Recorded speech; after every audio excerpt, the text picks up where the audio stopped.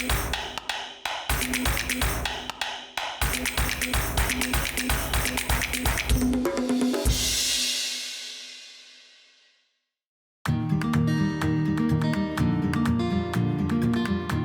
illum il-ġurnata l-mużika taslilna baġġeġġi f'widnejna jew b'istrumenti elettroniċi, fl-imoddi ommijietna u missirijietna kienu jiddelettaw bażla usa ta' strumenti magħmula bl-idejn.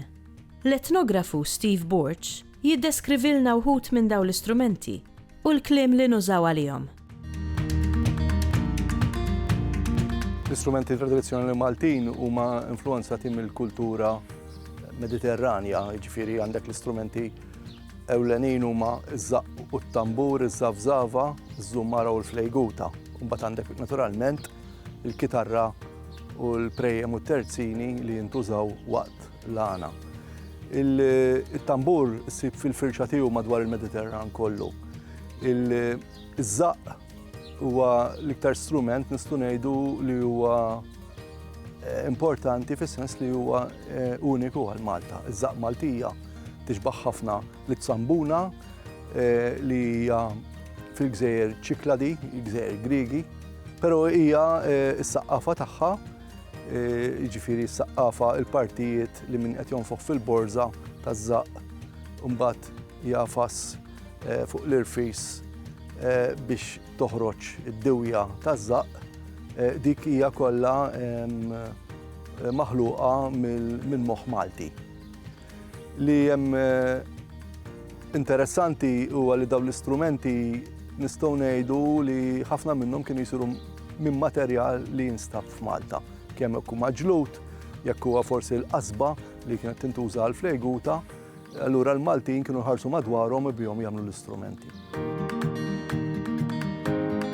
Il-nisel tal-istrumenti huwa mħallat, ngħidu aħna jekk inti qed tieħu taż-żaq mela allura il-kliem huwa ġej mis-Semitiku.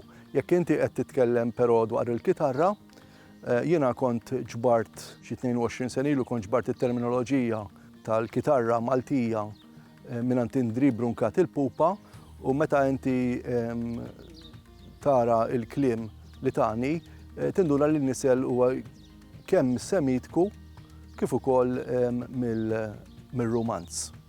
Allura f'dak l-istadju ssib taħlita. L-istrumenti Maltin, speċjalment qabel il-motu propju li kien ħareġ mill-Vatikan, kienu jintużaw festi pubbliċi. Festi pubbliċi ħafna drabi marbuta ma' festi tal-Knisja, bħal ngħidu aħna flight fi żmien il-miliet, fi żmien il-Karnival naturalment kienu jkun hemm organizzati wkoll attivitajiet mill-gvern kolonjali dak iż-żmien. Però ħafna drabi kienu jkunu okkażjonijiet bħal dawn jew inkella jkun hemm xi tieġ jew festi ngħidu aħna anki madwar mit-sen ilu, ngħidu aħna pereżempju festi kbar bħal fil-Furjana u l-Ħula oħra, apparti il-Furjana ilu Subborg, kienu il-banet bħal il-banda ta' Indri jkunu jdoqqu fit-toroq imma mhux it-toroq prinċipali, ma it-toroq tal-ġenb. Għaliex dak ikunu daqqaqa, ma jkunux mużiċisti li tgħallmu f'xi akkademja tal-mużika, imma jkunu tgħallmu bil-widna.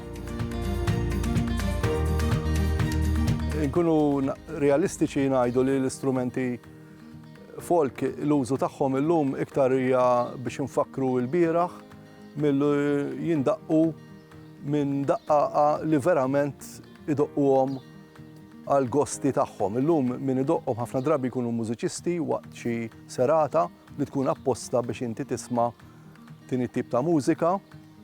Huwa importanti għaliex l-ebda poplu jekk ma jkollux il-legat tal-mużika indiġena tiegħu li tkun dokumentata u ċċelebrata, allura jkun tilef element essenzjali minn dak li jagħmlu differenti minn popli oħrajn.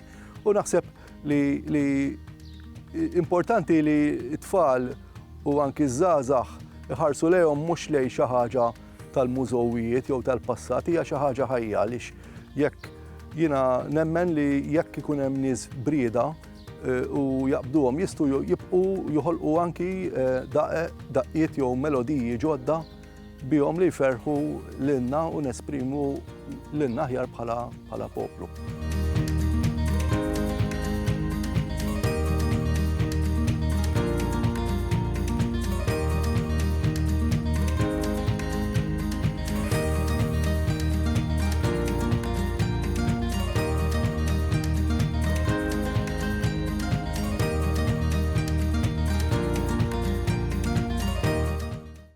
Il-Sinna jixtieq jirringrazzja lill-Aġenzija Nazzjonali tal-Litterizmu, lill-Ministeru għall-Edukazzjoni u x-Xogħol, lill-Kunsill Nazzjonali tal-Ilsien Malti u lid-Dipartiment tal-Malti fil-Fakultà tal-Arti l-Università.